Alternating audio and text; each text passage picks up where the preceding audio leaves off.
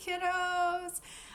It is so great to talk to you guys and to do another YouTube video. It's been a couple days since I've had the chance to do one. I hope you enjoy my sparkly ears. These are from when I went to Disney World Disneyland for the 60th anniversary. So they're really special to me and I'm happy to wear them in videos. So I am going to announce what our new Junie B Jones chapter book is going to be. And this one is one that I remember so vividly from when I was a kid. It was one of my favorite ones. It is Junie B Jones and Some Sneaky Peeky Spying. So just by the cover, we can see Junie, and she's in what looks to be a laundry basket, and she's going, shh. So I'm really interested to see what kind of craziness she gets into this time. So I am going to read you guys the first chapter. Junie B Jones and Some Sneaky Peeky Spying by Barbara Park. Chapter 1, Sneaky Peeky Spying. My name is Junie B Jones. The B stands for Beatrice, except I don't like Beatrice. I just like B, and that's all. I go to kindergarten. Kindergarten is what comes before first grade, except for I don't know why it's called that silly word of kindergarten, because it should be called 0 grade, I think. My teacher has the name of Mrs. She has another name too, but I just like Mrs., and that's all. Here's the picture we have on the first page.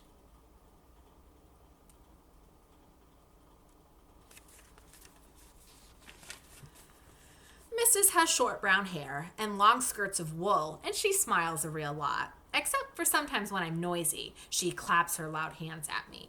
It used to scare me very much, only then I got used to it, and now I don't even pay it any attention. I wish Mrs. lived next door to me.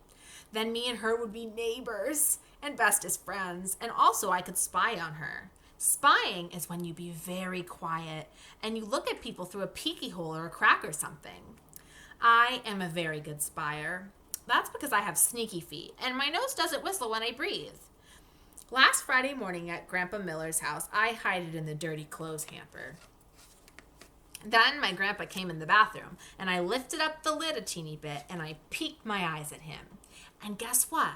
Grandpa Miller took his whole teeth right out of his head. That's what. I popped right out of the hamper.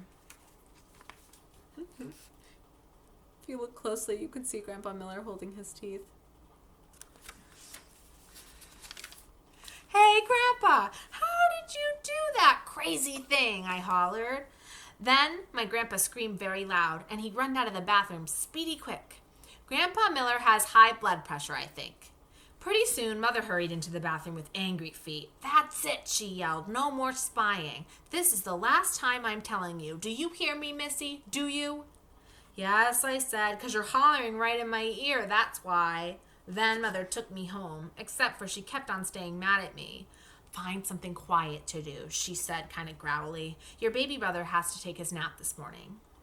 So then I thought and thought about what to do, and a very great idea popped into my head. First, I took off my loud shoes. Then I tippy-toed into Baby Ollie's room in just my sock feet, and I spied on him through the bars in his crib.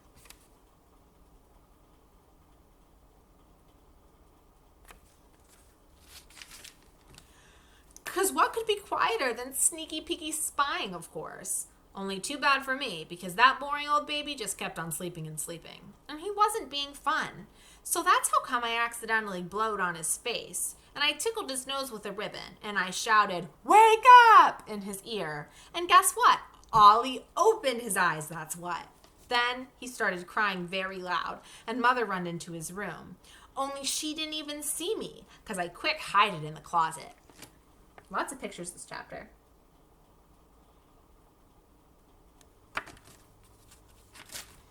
I smiled to just myself. I'm the bestest spyer in the whole wide world, I said inside my head.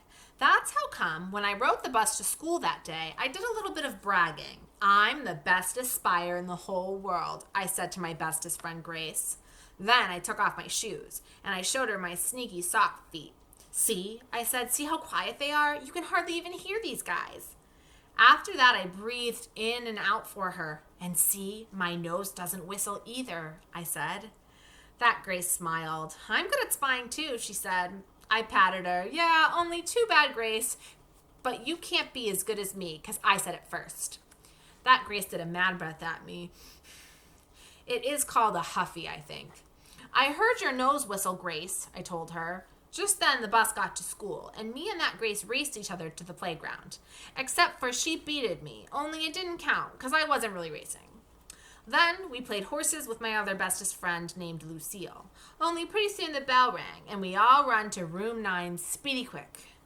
Mrs. was at the door waiting for us. Good afternoon, ladies, she said. Good afternoon, lady, I said back, very polite. Then Mrs. smiled at me. That's because she is the nicest teacher I ever saw. And so I wish me and her were bestest friends. And guess what else? I wish I could hide in her hamper.